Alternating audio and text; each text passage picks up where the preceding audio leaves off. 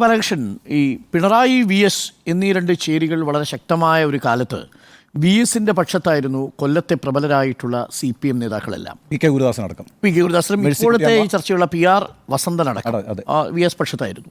പിന്നീട് പിണറായി പക്ഷത്തേക്ക് മാറുന്നു. ഇപ്പോൾ പിണറായി പക്ഷമേ സംസ്ഥാനത്തുള്ളൂ. പക്ഷേ പ്രാദേശികമായി പല പക്ഷങ്ങളായി വിഭാഗങ്ങളായി തിരിയുന്നുണ്ട്. കൊല്ലത്ത് നമ്മൾ കണ്ടതും അതാണോ വിനയാകുമോ?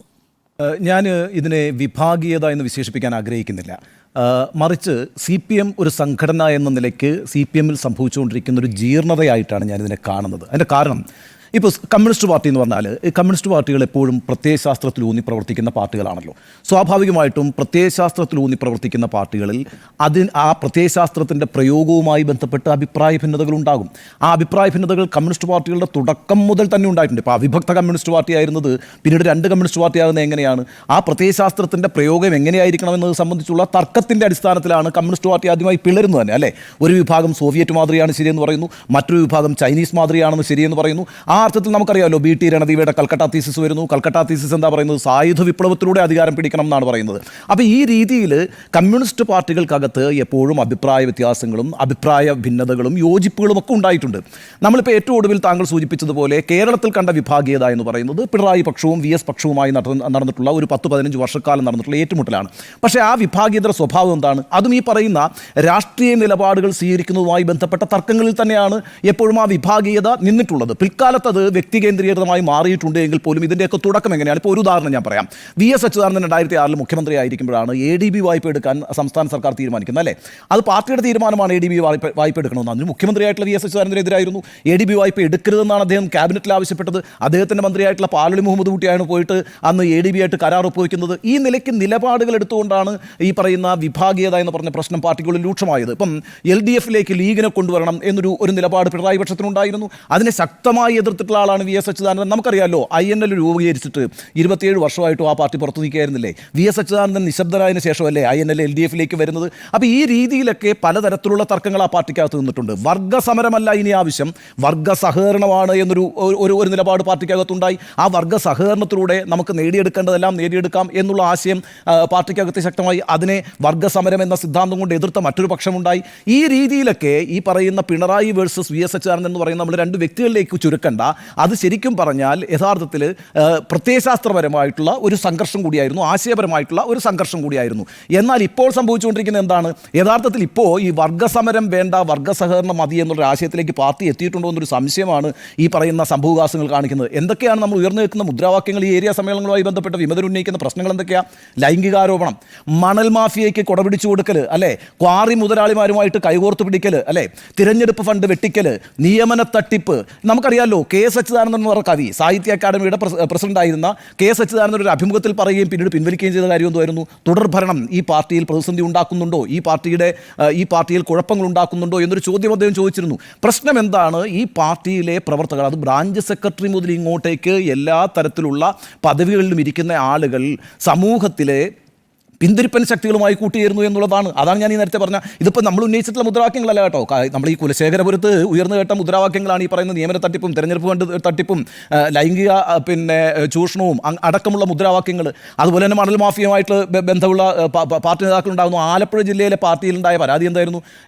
സഹപ്രവർത്തകരായിട്ടുള്ള വനിതാ സഖാക്കളുടെ അശ്ലീല വീഡിയോ പകർത്തുന്നു എന്നുള്ളതായിരുന്നു, പുകയില കടത്ത് നടത്തുന്നു എന്നുള്ളതായിരുന്നു. ഈ രീതിയിലൊക്കെ പാർട്ടിയുടെ പ്രവർത്തകർക്ക് ഒരു ജീർണത സംഭവിക്കുന്നു. അവരവരുടെ സാമൂഹിക ജീവിതത്തിൽ പുലർത്തേണ്ടുന്ന ശുദ്ധത പുലർത്താത്തൊരു സാഹചര്യം വരുന്നു. അത് പാർട്ടിക്ക് നിയന്ത്രിക്കാൻ കഴിയാത്തൊരു സാഹചര്യം കൂടി വരുന്നു. ഇപ്പോൾ ചെറിയ കാര്യമൊന്നുമില്ല. ഇപ്പോൾ പാലക്കാട്ട് കൊഴിഞ്ഞാമ്പാറയിലെ പ്രശ്നം എന്താ?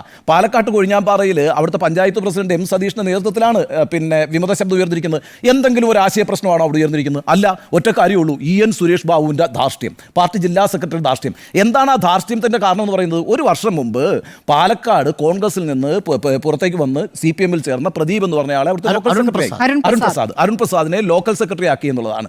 അപ്പം അതിൻ്റെ അടിസ്ഥാനത്തിലാണ് അവിടെ ഒരു സമരം നടക്കുന്നത്. ഇതാണോ പാർട്ടിയിലെ വിഭാഗീയത എന്ന് പറയുന്നത്? പാർട്ടിയിലെ വിഭാഗീയത എന്ന് പറയുന്ന ആശയപരമായ ഏറ്റുമുട്ടലാണ്. ആശയപരമായിട്ടുള്ള ഏറ്റുമുട്ടൽ നടക്കുന്നത് നമ്മൾ പ്രോത്സാഹിപ്പിക്കുകയും വേണമെന്ന് എൻ്റെ അഭിപ്രായം. അത് വ്യക്തികേന്ദ്രീകൃതമായി പാർട്ടിക്കുള്ളിൽ 2 സംഘടനയായി പ്രവർത്തിക്കാതിരുന്നാൽ മതി. മറിച്ച് അഭിപ്രായ വ്യത്യാസങ്ങൾ ചർച്ച ചെയ്യപ്പെടുകയും അങ്ങനെ ഒരു യോജിപ്പിലെത്തുകയും ചെയ്യുക എന്നൊക്കെയുള്ളത് കമ്മ്യൂണിസ്റ്റ് പാർട്ടികളുടെ ഒരു രീതിയാണെന്നേ.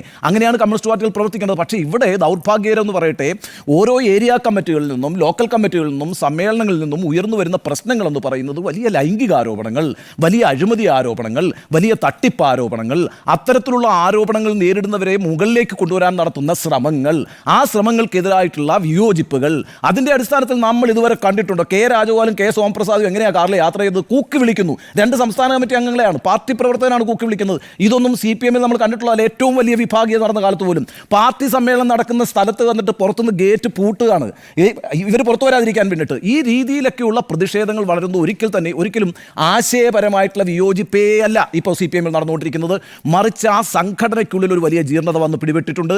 ആ ജീർണത എന്ന് പറയുന്നത് ഈ തുടർഭരണത്തിൻ്റെ ഒരു എന്താ പറയുക, ഒരു ഇമ്പാക്റ്റ് ആണോ എന്ന സംശയം എനിക്കുണ്ട്. കാരണം അധികാരത്തിൻ്റെ തണലിൽ നിന്ന് പലതും നേടിയെടുക്കാൻ പാർട്ടി പ്രവർത്തകർ ശ്രമിക്കുന്നു. ആ ശ്രമങ്ങളെ ശ്രദ്ധയോടെ നിരീക്ഷിച്ച് ഗൗരവത്തിലെടുത്ത് കടിഞ്ഞാണിടേണ്ട പാർട്ടി നേതൃത്വം അക്കാര്യങ്ങൾക്ക് നിശബ്ദത പാലിക്കുന്നു എന്നതാണ്. ഞാനൊരു പ്രധാനപ്പെട്ട പ്രശ്നം പറയാം. ഇപ്പോൾ ആലപ്പുഴ ജില്ലാ കമ്മിറ്റിയായിട്ട് ബന്ധപ്പെട്ട് തന്നെ എനിക്കറിയാവുന്ന കാര്യമുണ്ട്. എത്രയോ പരാതികളാണെന്നറിയാം ജില്ലാ കമ്മിറ്റിക്ക്, ജില്ലാ സെക്രട്ടറിക്ക് പാർട്ടി പ്രവർത്തകർ നൽകിയിട്ടുള്ളത്. ആ പരാതികൾ അഡ്രസ്സ് ചെയ്യപ്പെടുന്നില്ല. CPM രീതിയല്ല അത്. ആ പരാതികൾ അഡ്രസ്സ് ചെയ്യപ്പെടുന്നില്ല. അത്തരം പരാതികൾ കൊടുക്കുന്നവരെ ഒരു എന്താ പറയുക, ഒറ്റപ്പെടുത്തുന്നൊരു സമീപനം ഉണ്ടാവുക, അല്ലെങ്കിൽ അവർക്ക് പുറത്തേക്ക് പോകാനുള്ള വഴിയൊരുക്കുന്നൊരു സംവിധാനം ഉണ്ടാകുക. അതൊക്കെയാണ് ഇത് സംഭവിച്ചുകൊണ്ടിരിക്കുന്നത്. ഞാൻ ഒരു കാര്യം പറയാം. ഇന്നിപ്പോൾ ഈ ബിബിൻ BJPയിലേക്ക് ചേർന്നിട്ടുണ്ടല്ലോ ആലപ്പുഴയിലെ. ബിബിൻ്റെ അമ്മ പ്രസന്നകുമാരി ആലപ്പുഴ ഏരിയ കമ്മിറ്റി അംഗമാണ്. അവിടെ പത്തിയൂർ എന്ന് പറഞ്ഞ പഞ്ചായത്തുണ്ട്, ആലപ്പുഴയിലെ പത്തിയൂർ എന്ന് പറഞ്ഞ പഞ്ചായത്ത്. നിങ്ങൾക്കറിയാമോ, ഇന്നുവരെ നടന്ന തെരഞ്ഞെടുപ്പിൽ, ഈ കേരളം ഉണ്ടായതിനു ശേഷം ഇന്നുവരെ നടന്നിട്ടുള്ള തെരഞ്ഞെടുപ്പിൽ ഈ പത്തിയൂർ പഞ്ചായത്ത് വലിയ പഞ്ചായത്ത് കേട്ടോ, ഒരു 19,000 ആളുകളുണ്ട്. ആ പഞ്ചായത്തിൽ ഇതുവരെ കമ്മ്യൂണിസ്റ്റ് പാർട്ടി പിന്നിൽ പോയിട്ടില്ല. 1-ാം സ്ഥാനത്താണ്. ഏത് തെരഞ്ഞെടുപ്പെടുത്താലും പത്തിയൂരിൽ കമ്മ്യൂണിസ്റ്റ് പാർട്ടി 1-ാം സ്ഥാനത്താണ്. ഈ പ്രാവശ്യം പാർലമെന്റ് സമ്മേളനത്തിൽ തെരഞ്ഞെടുപ്പ് എന്താ സ്ഥിതി എന്നറിയാമോ? 3-ാം സ്ഥാനത്താണ്. 1-ാം സ്ഥാനത്ത് BJP, 2-ാം സ്ഥാനത്ത് കോൺഗ്രസ്, 3-ാം സ്ഥാനത്ത് CPM, ചരിത്രത്തിലാദ്യമായിട്ട്. അപ്പോൾ ഈ വിഷയങ്ങൾ നേരത്തെ തന്നെ പ്രശ്നവുമായി ഒരു കത്തായിട്ട് കൊടുക്കുന്നുണ്ട് ജില്ലാ നേതൃത്വത്തിന്, അഡ്രസ്സ് ചെയ്യപ്പെടുന്നില്ല. ഇത് മാത്രമല്ല, ഏതെങ്കിലും തരത്തിലുള്ള ആരോപണങ്ങൾ ആർക്കെങ്കിലും എതിരായിട്ട് വന്നാൽ പാർട്ടിയുടെ ഒരു രീതി ഉണ്ടല്ലോ, നല്ല സംഘടനാചട്ടക്കവും സംഘടനാ ചട്ടക്കൂടുമുള്ളൊരു പ്രസ്ഥാനമാണല്ലോ CPM. അവരത് കൃത്യമായി കൈകാര്യം ചെയ്യുന്നൊരു രീതിയുണ്ട്. അതെല്ലാം വൈകിച്ച് ഈ പരാതികൾ വരുന്നതിനൊക്കെ ഫ്രീസറിൽ വെച്ചേക്ക്, അതിനെ അഡ്രസ്സ് ചെയ്യാതിരിക്കുക, അഥവാ പരാതി കൊടുക്കുന്നവരെ ഒറ്റപ്പെടുത്തി കളയുക, പിന്നീട് ഇതെല്ലാം എതിർ ശബ്ദങ്ങളായി വരിക. ഈ രീതിയിൽ സംഘടനാ സംവിധാനം മാറുന്നത് ഒട്ടും തന്നെ ആശാസ്യമല്ല. അതുകൊണ്ട് CPM നേതൃത്വം ഈ വിഷയത്തെ വളരെ ഗൗരവത്തിൽ കാണണം. അടിയന്തരമായ പരിഹാരങ്ങൾ ആവശ്യപ്പെടുന്ന ഒരു സ്ഥിതിയിലേക്കാണ് CPMൻ്റെ സംഘടനാ രീതി പോയിക്കൊണ്ടിരിക്കുന്നത്.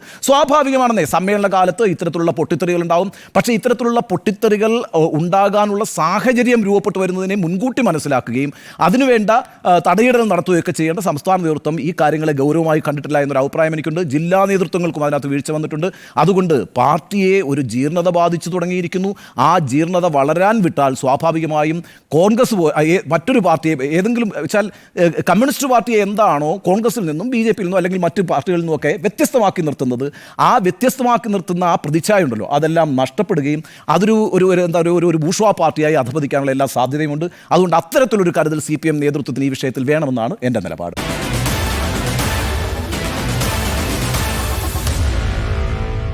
Meet the editors.